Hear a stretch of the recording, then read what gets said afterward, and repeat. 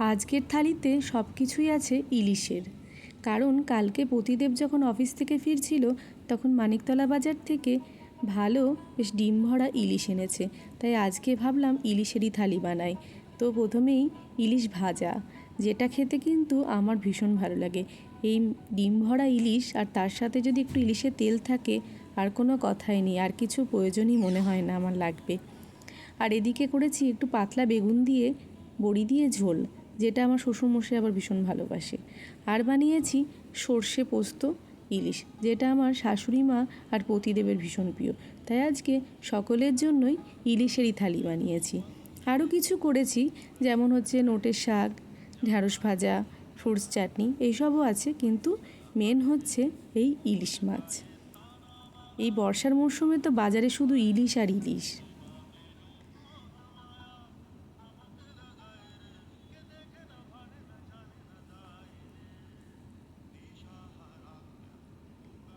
আর মাছগুলো কিন্তু ভীষণ ভালো ছিল। আর মাছে ডিম ভরা ইলিশ থাকলে আমার খুব ভালো লাগে। দেখুন, ইলিশগুলোকে ভালো করে পরিষ্কার করে জল দিয়ে ধুয়ে নিয়েছি। এইবার এটাকে নুন হলুদ ভালো করে মাখিয়ে নেব।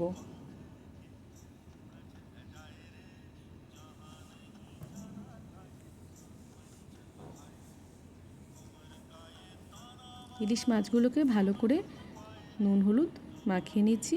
এইবার দিয়ে দিয়েছি কড়াইয়ে সর্ষের তেল। সর্ষের তেলে এবার ইলিশগুলোকে ভেজে নেব।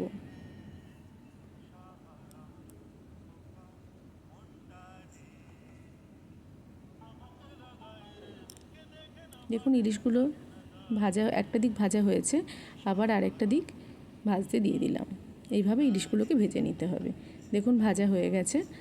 এইবার আমি সর্ষে পোস্ত বানানোর জন্য নিয়ে নিয়েছি কয়েকটা কাঁচা লঙ্কা, সর্ষে আর পোস্ত। সর্ষেটাকে কিন্তু আমি একটু ভালো করে ধুয়ে ভালো করে জল ঝরিয়ে একটুখানি শুকিয়ে নিয়েছি। দেখুন, এইভাবে হয়ে গেছে সর্ষে পোস্তটা। এইবার আমি এটাকে একটা ছাঁকনির সাহায্যে ছেঁকে নেব। ছেঁকে আর কড়াই দিয়ে দেবো অল্প একটু কালো জিরে।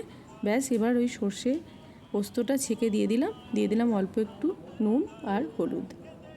এবার এটা ফুটে উঠলেই দিয়ে দেবো কয়েকটা কাঁচা লঙ্কা চেরা আর ইলিশ মাছগুলো। ব্যাস, হয়ে গেল সর্ষে পোস্ত ইলিশ।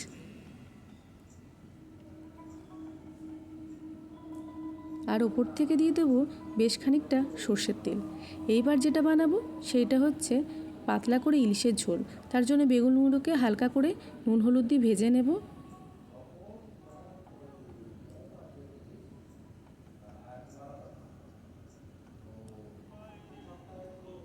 দেখুন, বেগুনগুলো ভাজা হয়ে গেছে।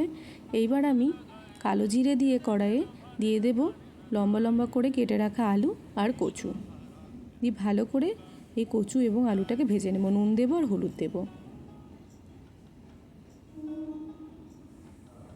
কচু আলু ভাজা ভাজা হয়ে গেছে। এবার বড়িগুলো যেগুলো ভেজে তুলে রেখেছিলাম দিয়ে দিলাম। আর দিয়ে দিলাম একটু মশলা। মশলা বলতে এখানে আমি দিয়েছি জিরে, আর দিয়েছি সর্ষে আর রাঁধুনি আর কাঁচা লঙ্কা বেটে। এই মশলাটা করে দিয়ে দিলাম। ব্যাস, ঝোল ফুটে উঠলে দিয়ে দেবো বেগুনগুলো আর ইলিশ মাছগুলো। ব্যাস, তৈরি হয়ে যাবে ইলিশের পাতলা ঝোল।